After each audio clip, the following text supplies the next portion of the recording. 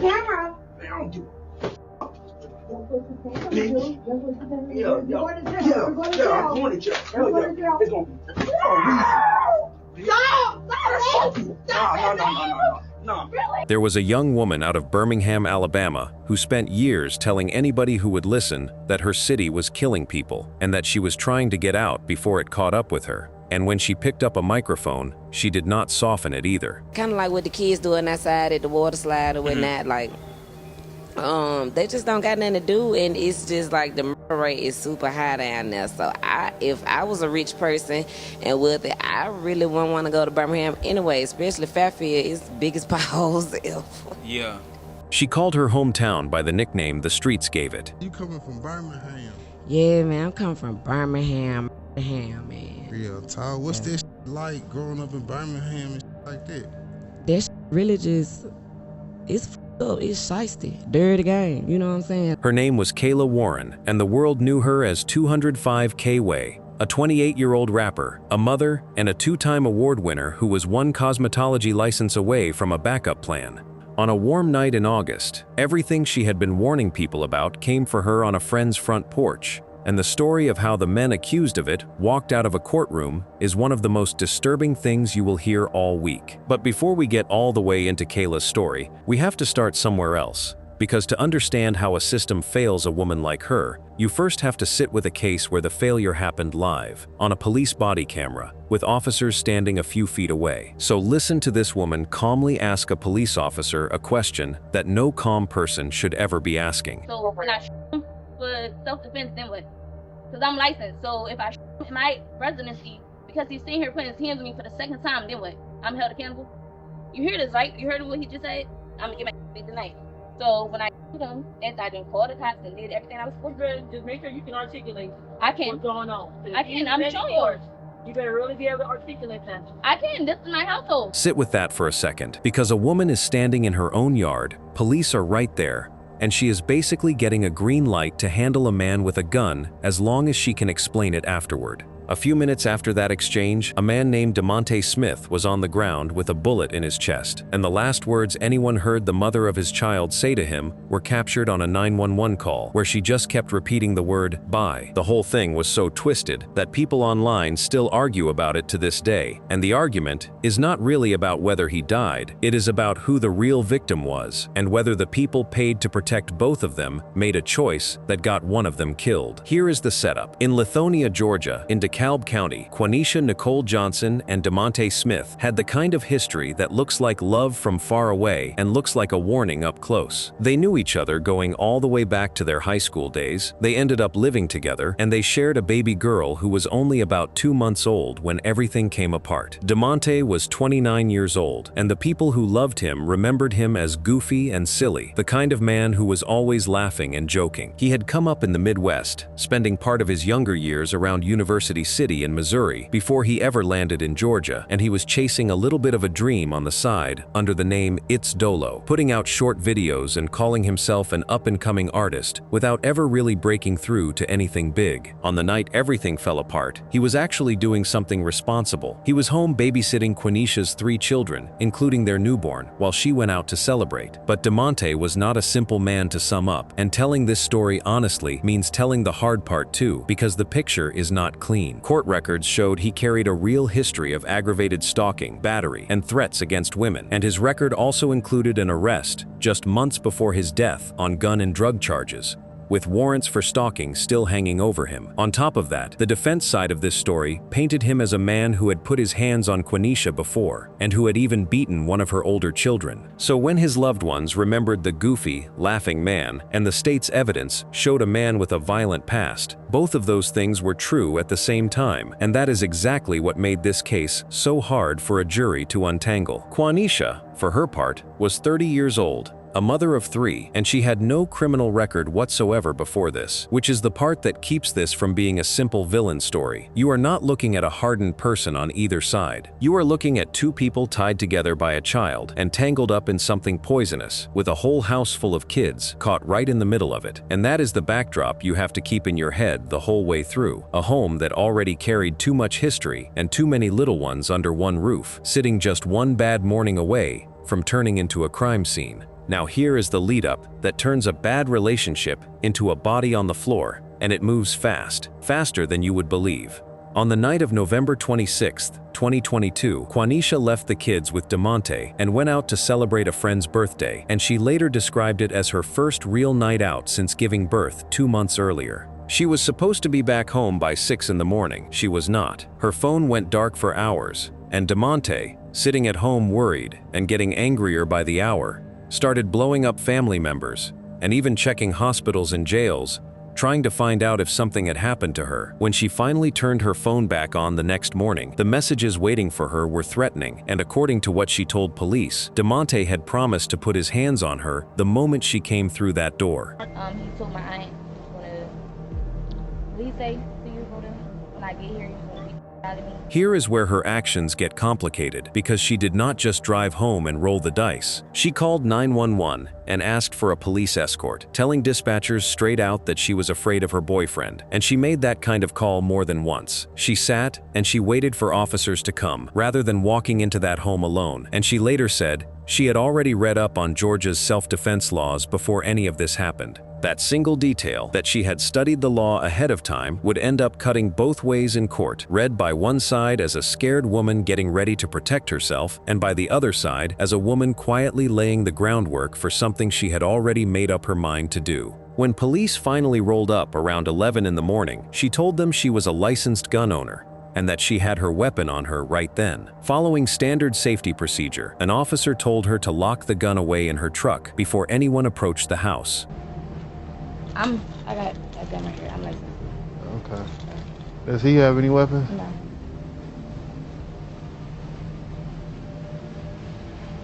Just for our safety, just put the weapon inside the car for me. Thank you. A small and reasonable instruction that would end up being argued over for the entire trial. Then the officers walked her up to that front door to try and figure out what was really going on between these two people. DeMonte, you mind coming out here and talk to us, see what's going on? We spoke to her, but we want to speak to you because we don't know what's going on. And that is the exact moment the calm cracked wide open. The body camera footage from that morning is a hard watch, because you can feel the whole thing sliding downhill in real time, and nobody puts a hand out to stop it. The two of them stood there in the yard and tore into each other in front of the officers. DeMonte accused her of staying out all night creeping while he sat at home with a house full of kids that were not even all his. 3 of her kids, bro, plus my newborn. We get off at 6 a.m. We're gonna talk. Get home at 10:30, laughing and drunk. These ass Atlanta niggas, dog. I ain't got time for this shit. She fired right back that he did not live there, that he did not pay any bills, that he was not on the lease, and that he was not even listed on their daughter's birth certificate. So as far as she was concerned, that baby was not his to hold. He don't live here. He don't pay no bills. He not on the lease. He don't have no mail. There's nothing here that's his. Besides a trash bag full of clothes that he got from the DeKalb County Jail. He can take that and he can go. And he can put my daughter in the house if she get colic, because I'm gonna have to deal with that. Man, not touching my daughter, so shut your mouth. That's down. Hey, you ain't touching my My daughter. daughter in the house though. Your name not on the birth certificate, Nah. so therefore it's not your daughter. It's mine. You got no name reimbursed. It is. I do. He told the officers she was the truly violent one, that she had put her hands on him just 2 weeks before, and that this whole thing was the reason she was scared, because she was the one who had done wrong and knew it. She knows she's wrong. She's scared. She's scared. She knows she's wrong. She's scared. Because he was 2 weeks ago.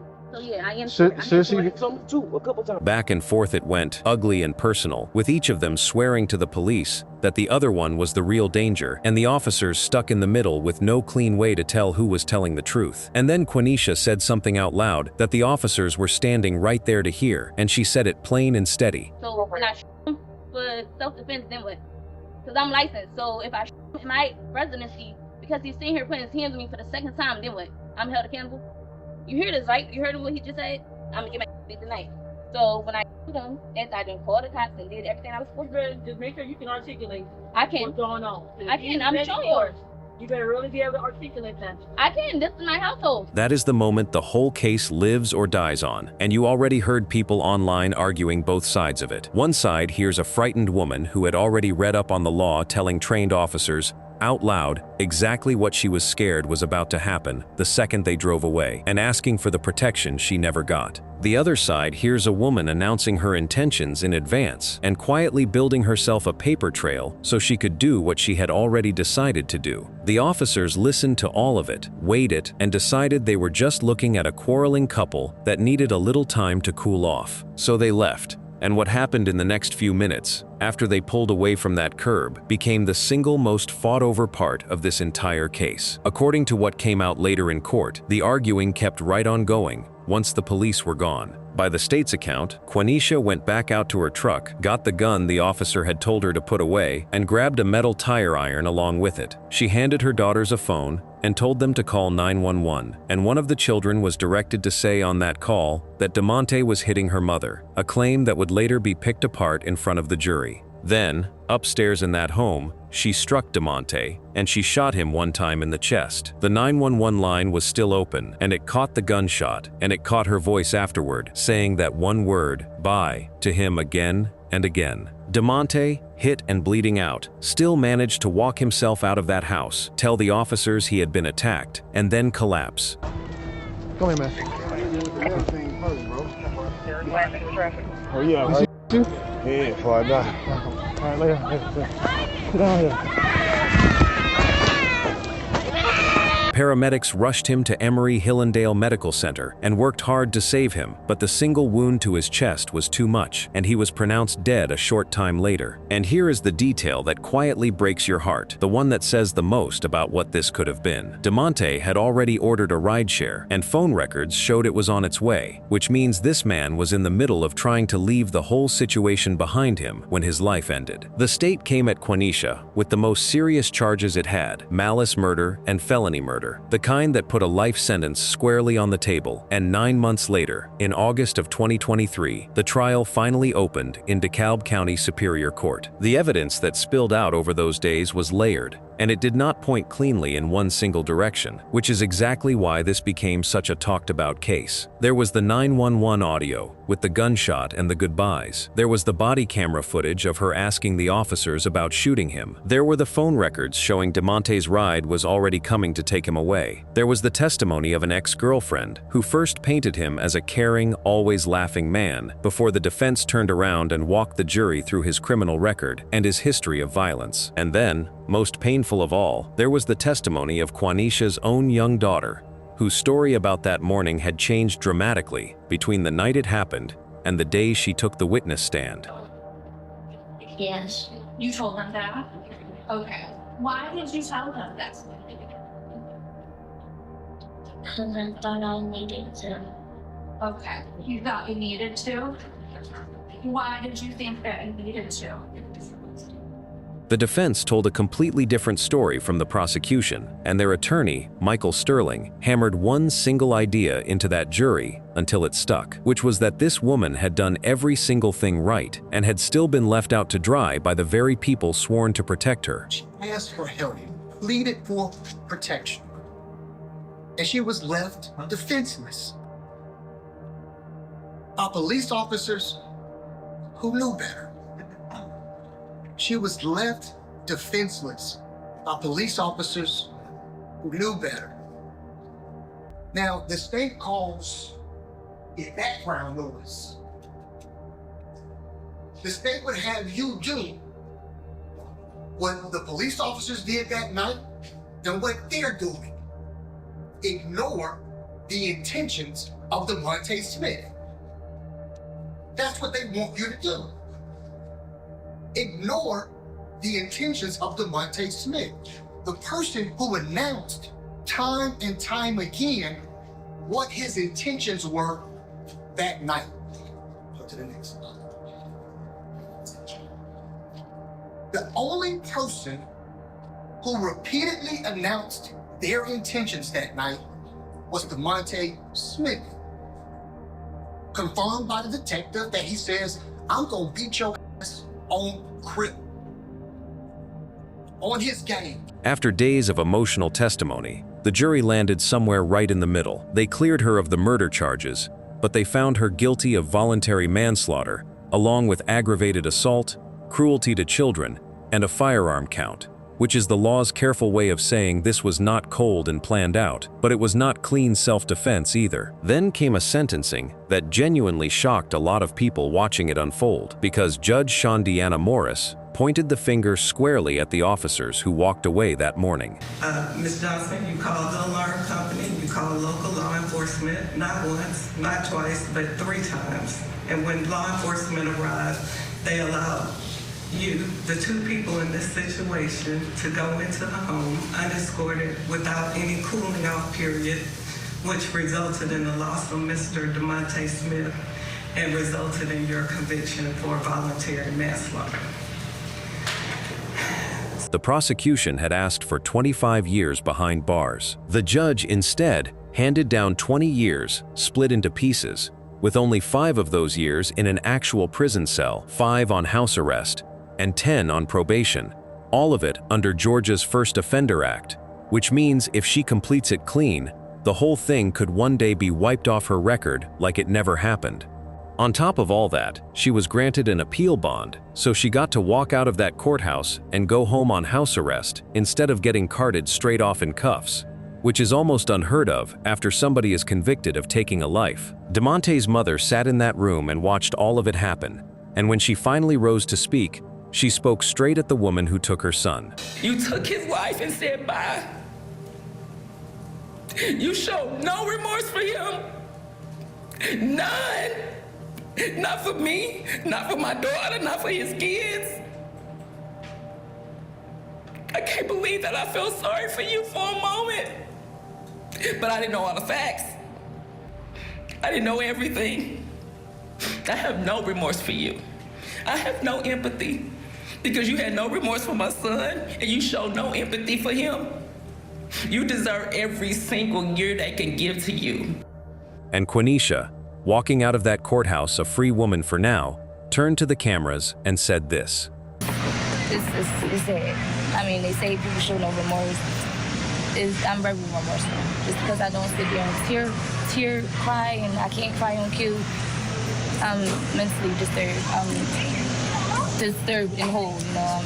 I can't express it enough. Like, I love my. That is our first story, and the thing that should stay with you is that the danger was never hidden. It was said out loud, in plain English, in front of trained officers, and the system still let 2 grown people walk back into that house alone. Hold on to that exact feeling, that feeling of everybody seeing the danger clear as day and nobody stepping in front of it, because that same failure is precisely what took the young woman we opened this whole thing with. Kayla Alexandria Warren came up in Birmingham's West End, on the west side of the city, in a single-parent home with her mother and her brother, and she was always the first one to tell you her childhood had good in it, even while she was getting into her share of trouble on the side. She used to say she jumped off the porch on her own, out of pure curiosity, and that the curiosity never killed the cat. Her younger years came with real bumps in the road, including run-ins with juvenile court and 2 separate stretches on house arrest, and at one point, she got homeschooled for about a year before she pulled herself back into public school just so she could walk the stage and graduate with her class at Winona High. She was a Gemini. She wore that little twins symbol proud in her bio, and she carried that dual nature everywhere, playful and sharp at the same time. Listen to how honestly she talked about where she was from. I got a lot of people in the pen and a lot of people in the grave, so Real talk. you know, we just trying to maintain and get their money and get around the right people and, you know, keep going up no matter what they say. Real So- talk. Definitely, most definitely. So, like, was you seeing rappers come through the hood? It was just like local rappers, you know, like they'll do like little showcases. So like I've met like different little rappers in the city. Like I done did a lot of little showcases, but it done got to a point now like I really gotta move like a superstar. Even though they be like, I ain't this and I ain't that, like I really am that, you feel me? And the people she was carrying with her the whole way. She fell in love with music young, and she said the passion had been sitting in her since she was around 11 years old. She started rapping in public in 2017, but she did not take it fully serious until she pulled herself out of a toxic relationship and started, in her own words, loving herself again and getting in tune with who she really was. First song, like, what inspired you to want to make a song? I really started rapping in I really started rapping in 2017, but I started taking it serious in 2020. I had the passion for it since I was 11. Her very first real record was a remix she cut on a phone app after leaving that relationship, and once she could actually hear her own voice back, something clicked, and she never looked back. She built the name 205K Way off of Birmingham's area code on purpose, so nobody would mix her up with the other artists out there going by K-Way in different states, and she went straight to work. She dropped singles like Bin Dat, which came with an official video, along with Toxic and Still Rappin', and she kept them coming instead of chasing one big project, because she wanted people to see consistency. She grinded without a manager on purpose, because she trusted herself to learn the game on her own, and she flat out refused to let anybody slip her, saying she would rather learn it the hard way than have it handed to her by the wrong person. She even had a moment where she freestyled about the justice system in an actual courtroom during a speeding case,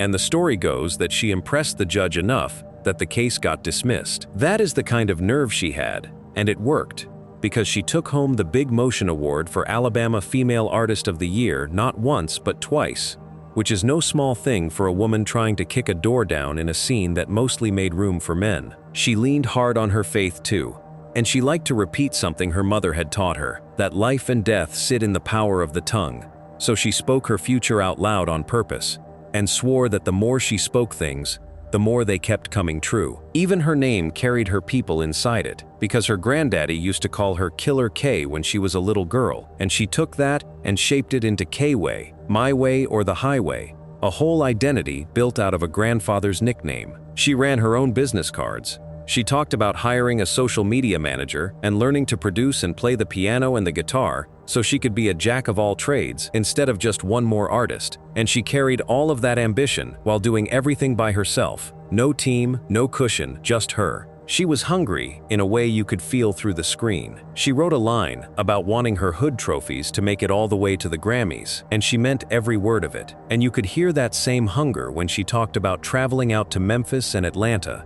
just to be around artists who actually stuck together instead of tearing each other down. She looked up to women like Glorilla and Juicy Fruit. She called herself a different breed and a young prodigy in her own bio, and she posted the kind of motivational lines that told you exactly how she saw the climb. Things like, everybody was not meant to make it to the top with you, so let them have it. She had a whole personality outside the music too, dressing up as Harley Quinn for Halloween, cracking jokes, and telling on herself in interviews, like the time she went a whole day without eating, had to perform anyway, and threw up right there on stage, but caught it and turned her head so nobody would see, because she was not about to let anything stop the show. But underneath all of that ambition, she was a mother first, and she never once let you forget it. Congratulations on that, 'cause that ain't easy being an independent Thank you. artist. It's not. And a mom. Yeah. I'm a mommy. Yeah, I got a 4-year-old little girl. So. You got a 4-year-old? Yes. This what's up. This what's up.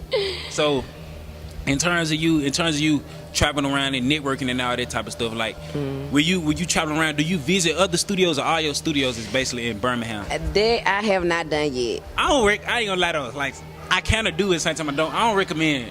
Like, especially where it's a young lady. Yeah. I don't recommend like them just going to different Nah, people. I won't recommend it either. And then even though I'm a young lady, they'll be surprised how my mind is. Yeah.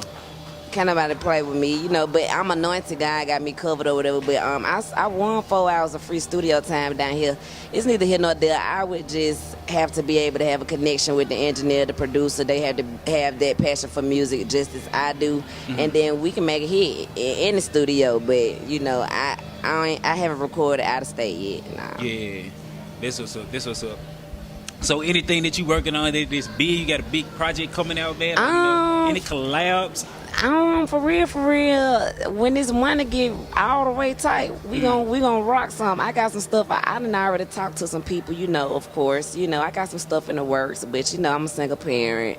Yeah. And the way of life, you feel me, reality. But in the meantime, I'm not dropping no EPs or no mixtapes. I'm just giving them singles. Yeah. That's just what I chose. Yeah, so you ain't got no albums coming like nope. soon.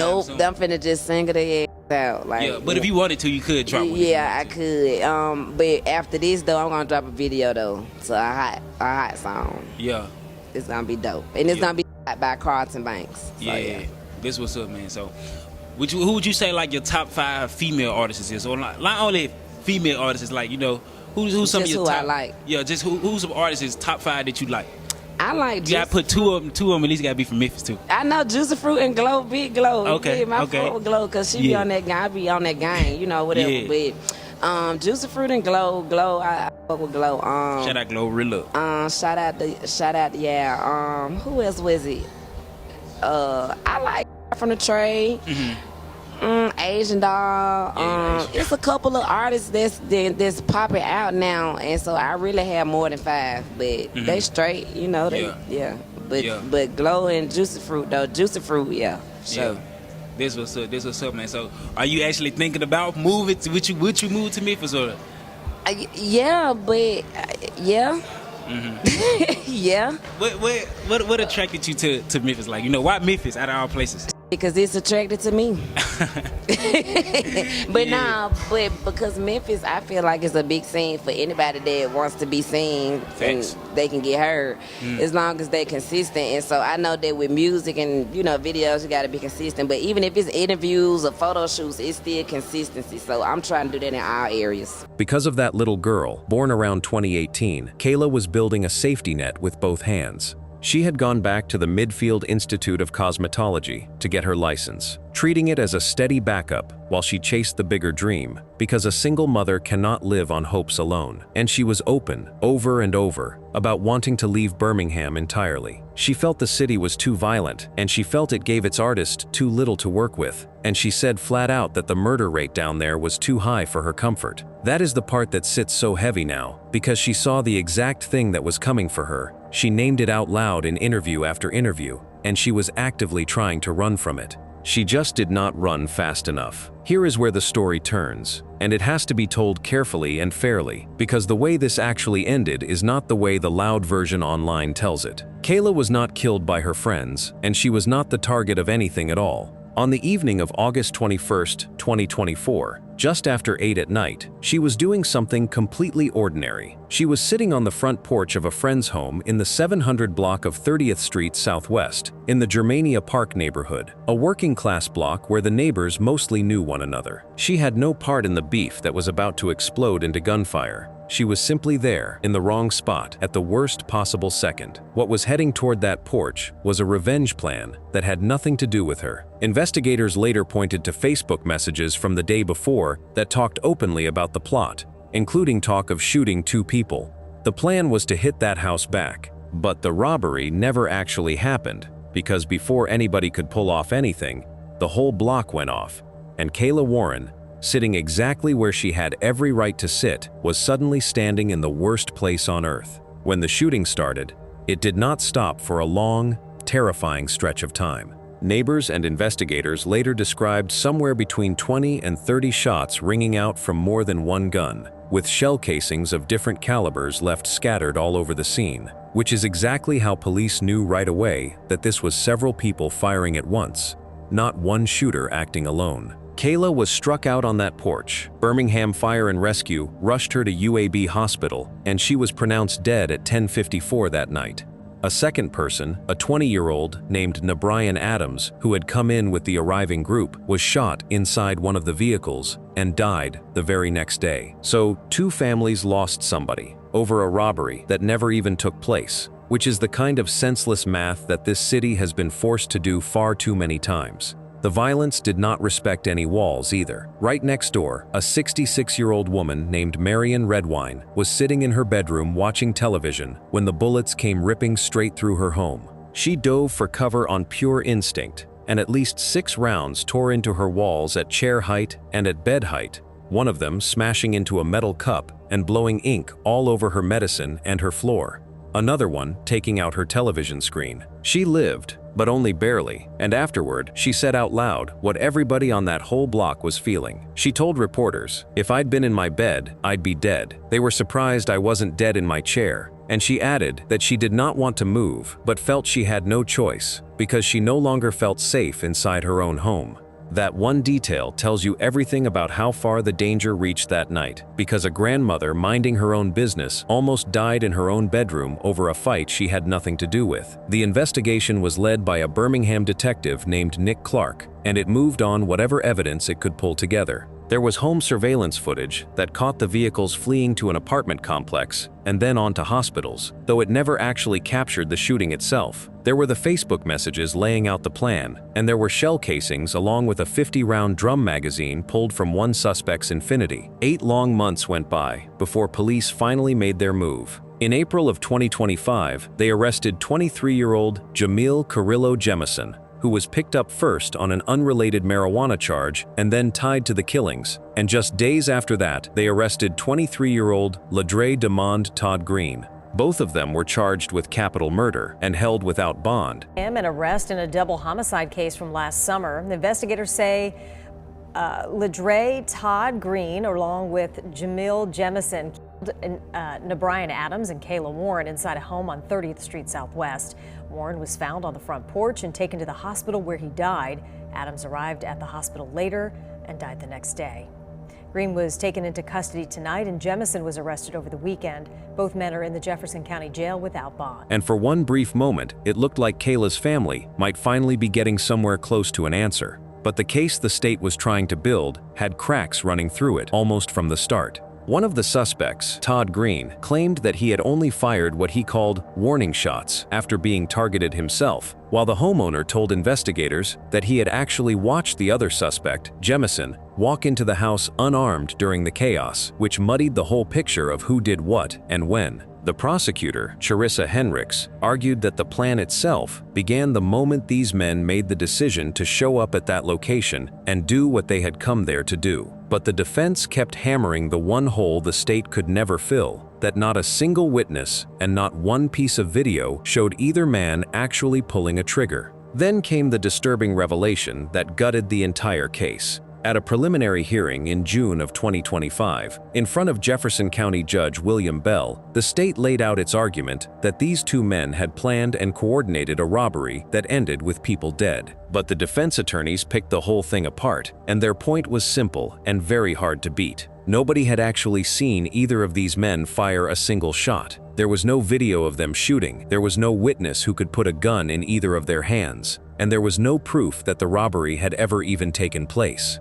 One of the defense lawyers, Hiram Griffin, told the court flat out that there's no witnesses that put a gun in his hand, and that all the state really had were chopped up, made-up stories. When it was over, Judge Bell ruled that probable cause is not found in either case, and he dismissed the charges. And it was the third time in just a few weeks that he had thrown out a homicide case for the same kind of reason. Both men walked out of that building. As it stands right now, they are not convicted of anything. They are presumed innocent under the law, and the district attorney can still try to carry the case to a grand jury down the line. But for the moment, the people who loved Kayla are left holding nothing but questions and grief. You have to understand why this hit her community so hard, because it goes right back to what Kayla herself kept saying into every microphone she got near. Her death came during the deadliest year Birmingham had ever recorded, with 153 homicides across the city in 2024, a rate many times higher than the national average. A record-breaking year for violence is keeping Jefferson County prosecutors busy.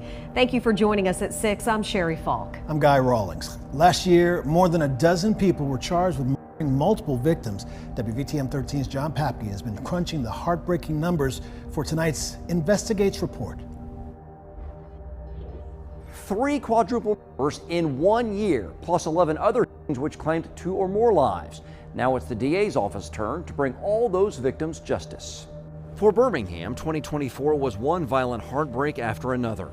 153 lives lost, the deadliest year in the city's history. Police linked 16 of those victims to one man, but Damian McDaniel is not alone. So far, prosecutors have charged 15 people with claiming 33 lives last year. Does that number surprise you? You know, it does. It does. I've been doing this for 23 years. I used to say I've seen it all, but in this instance, it does surprise me. Jefferson County District Attorney Danny Carr says the surprising stat presents his team with challenges. There's so many moving parts. There's so many different crime scenes, so many variables, and so many different people involved. And a unique advantage. You get several bites at the apple, so to speak, but the reality is each victim is just as important as the next victim. Several of these charges were filed against suspects already in jail for other murders. For example, McDaniel was linked to a dozen more killings after his October arrest. He's pleaded not guilty. Carr claims the additional charges prove investigators don't stop digging at the first arrest, which could spell trouble for more shooters who believe they've dodged justice. These charges that are presently pending, it's not the end of the road. He believes arresting the core group of accused killers has also had a cooling effect on Birmingham's record-breaking crime wave. Investigators have linked these 4 men to several of McDaniel's murder cases. Following their arrest last fall, the average number of Birmingham killings per month has dropped 55%. I think, as they say, the proof is in the pudding. And what you just quoted, I don't think that's a coincidence. But Carr understands getting suspected killers off the street is just half of the mission, and claims his staff is ready to finish the job. We're looking forward to being a part of holding these individuals accountable for such atrocious acts in our communities. At a recent hearing, Carr's office announced the Trendsetters Lounge shooting last July, where 4 people died, would be McDaniel's first case heading to trial. Like Carr said, that group of 15 multiple suspects will likely grow. There are still 3 unsolved double homicides from last year. Stay tuned. The city she begged to leave, the city she called Murderham on a track, took her exactly the way she had feared it would, and then the case against her accused killers fell apart on witness fear and thin evidence, which is its own kind of second wound laid right on top of the first. Her sister is raising her daughter now, doing her best to help a child too young to fully understand what she lost. Fans built a Justice for K-Way push online and kept streaming her music, and the community leaned on her songs to keep her voice alive. Her family has not let it go quietly either, and they have brought on attorneys to look hard at civil and even federal options, because a dismissal at a hearing is not the same thing as a verdict, and they are not ready to accept that this is where the story of their girl is allowed to end.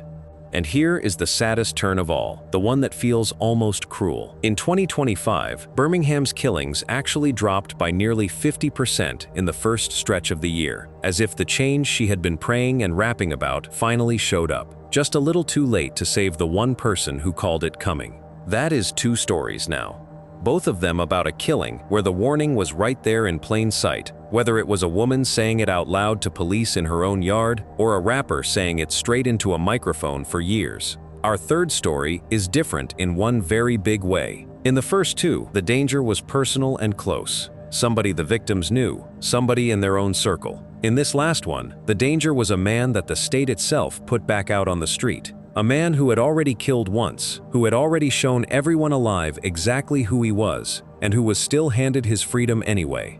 To feel the full weight of this last one, start with the moment the arrest hit the news, because on its face it sounds like a system that finally worked. Arlington police have arrested a man in connection with a triple homicide. Police have charged 29-year-old Larry Reed for capital murder.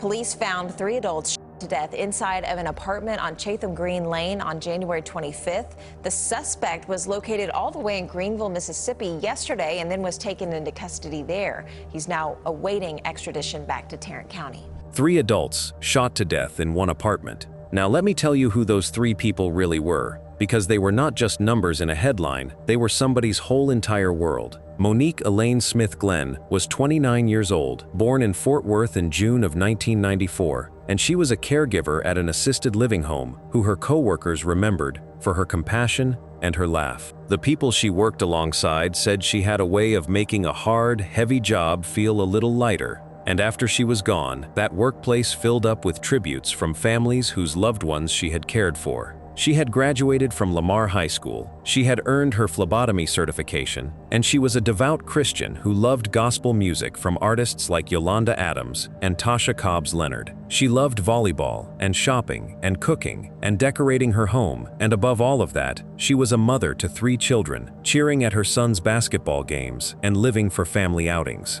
She had married her husband back in February of 2022, and every part of her life pointed toward the people she loved. She was raised by her mother, Erica Gibson, inside a close-knit family full of siblings, and she poured that same closeness right back into her own home. Her 3 children were the whole reason she got up in the morning. A son named Camarion from an earlier relationship, a son named King Jason that she shared with Jarrell, and a daughter she called KK. And everybody who knew her said motherhood was the truest thing about her.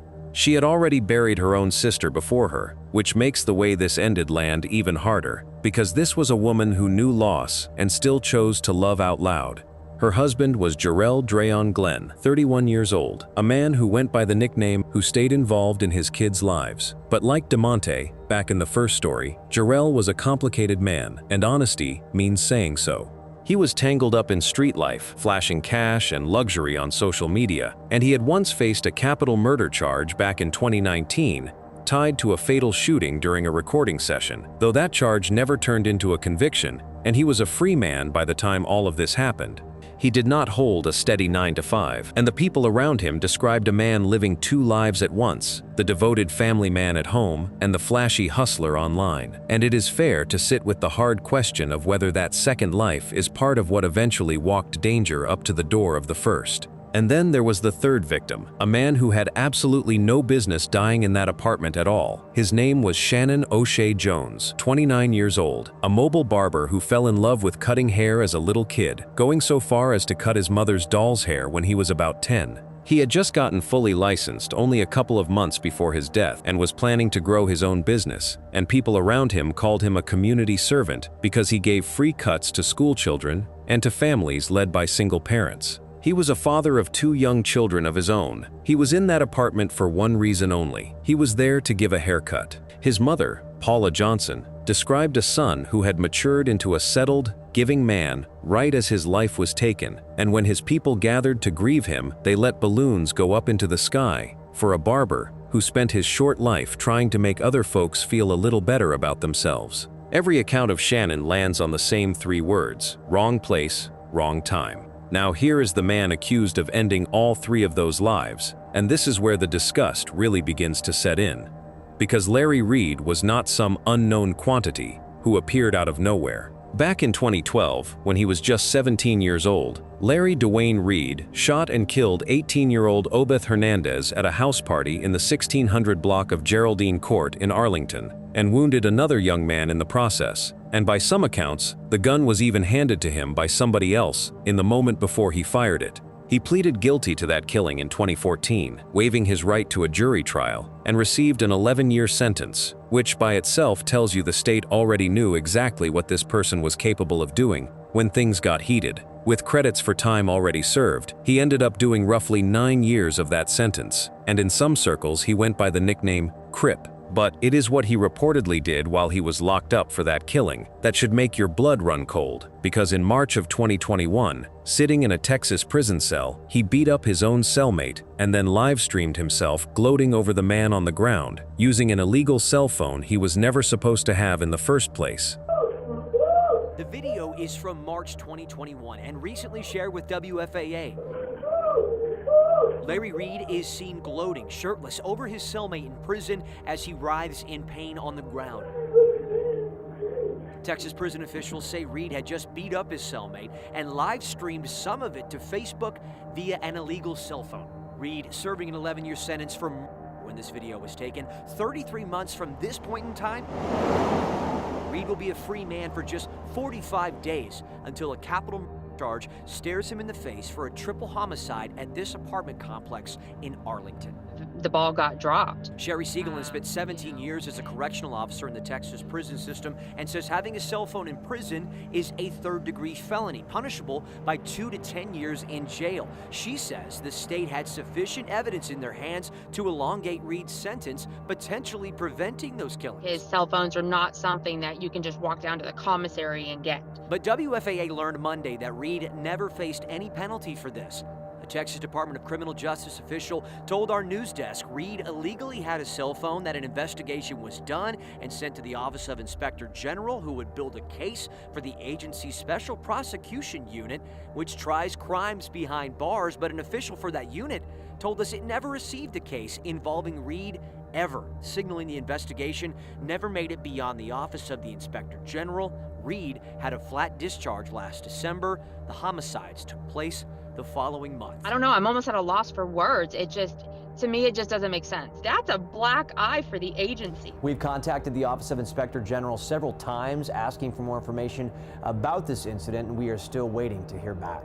Think hard about what that footage was actually telling everybody who saw it. A man convicted of murder, sitting behind bars where he was supposed to be paying for a life he took, was still violent, still proud of that violence, and was holding contraband that is itself a serious felony under Texas law. That was the state's clear chance to keep him exactly where he was. Instead, the case around the phone never went anywhere. He faced no new charges for it, and on December 13, 2023, Larry Reed walked out of prison a free man. He had been back out on the street for only about 6 weeks when 3 families lost the people they loved most.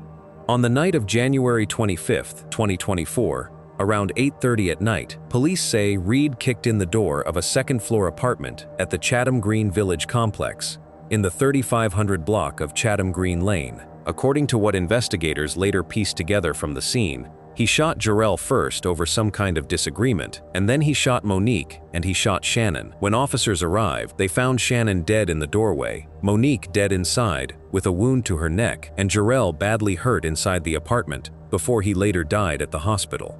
And here is the part that stays with you long after the rest of the details fade. 2 young children were inside that apartment the entire time it happened. Police have been careful about how they describe the motive, and that matters a great deal for keeping this story honest instead of sensational.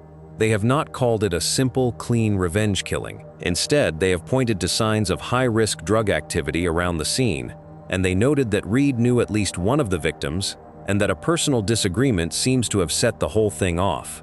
Nothing was reported stolen from the apartment, which rules out a robbery, and some accounts have quietly wondered whether Jarrell's habit of flashing wealth online may have drawn the wrong kind of attention his way. Reed did not stick around to explain himself. He ran all the way to Greenville, Mississippi, and on February 6, 2024, U.S. Marshals working with local authorities tracked him down, hiding in an attic, and took him into custody without a fight, then sent him back to Tarrant County to face capital murder charges. But even with him behind bars again, the question that will not go away is the one about that prison phone, because it is the thread that ties this whole tragedy back to a preventable failure. And a former correctional officer who spent nearly 2 decades in the Texas system put it about as plainly as anyone could. The ball got dropped. Sherry Siegelman spent 17 years as a correctional officer in the Texas prison system and says having a cell phone in prison is a third-degree felony, punishable by 2 to 10 years in jail. She says the state had sufficient evidence in their hands to elongate Reed's sentence, potentially preventing those. The ball got dropped. That is the whole tragedy compressed into 3 words. Because a felony that could have added years onto his sentence was sitting right there on video for anyone to see. And nobody ran with it, and 3 people who never even met Larry Reed's cellmate ended up paying the final price for that decision. It is the same sick feeling as the first 2 stories, the danger seen and documented, and then simply allowed to walk. So step back and look at what we have really been talking about across all 3 of these stories, because the connection is not a coincidence. Quenisha Johnson stood in her own front yard and told the police, out loud and more than once, exactly what she was afraid was about to happen. And they waited and left anyway. And a man named DeMonte Smith lost his life. Kayla Warren spent years telling the entire world that her city was killing people, and that she needed to get out before it got her. And it killed her on a porch she had no part in. And the men accused of it walked free on a judge's ruling. And 3 people in Arlington, Texas were taken by a man the state itself had every reason and every chance to keep locked up, over a phone crime everyone watched happen on video. The thread running through every single one of these is not bad luck, and it is not fate. It is that the danger was seen, it was written down, it was said out loud, and the people and the systems with the actual power to stop it did not move until it was already too late. That is the disturbing revelation underneath all of it, that the warnings were never the problem. The problem was that nobody acted on them in time. Kayla Warren was 28 years old and 1 license away from her backup plan. DeMonte Smith was 29 and had already called for a ride to leave. Monique Glenn, Jarrell Glenn, and Shannon Jones were just living through an ordinary Thursday night. Not a single one of them got the protection that was right there for the taking. Rest in peace to all of them. If you know somebody in your own life who keeps telling you they feel unsafe, or a family caught up in something that everybody around them can plainly see is heading somewhere terrible, do not sit back and wait for the system to move first, because these 3 stories are proof that it does not always move in time. Say something, do something, and push while you still can, because the warning is never the hard part. Acting on it is.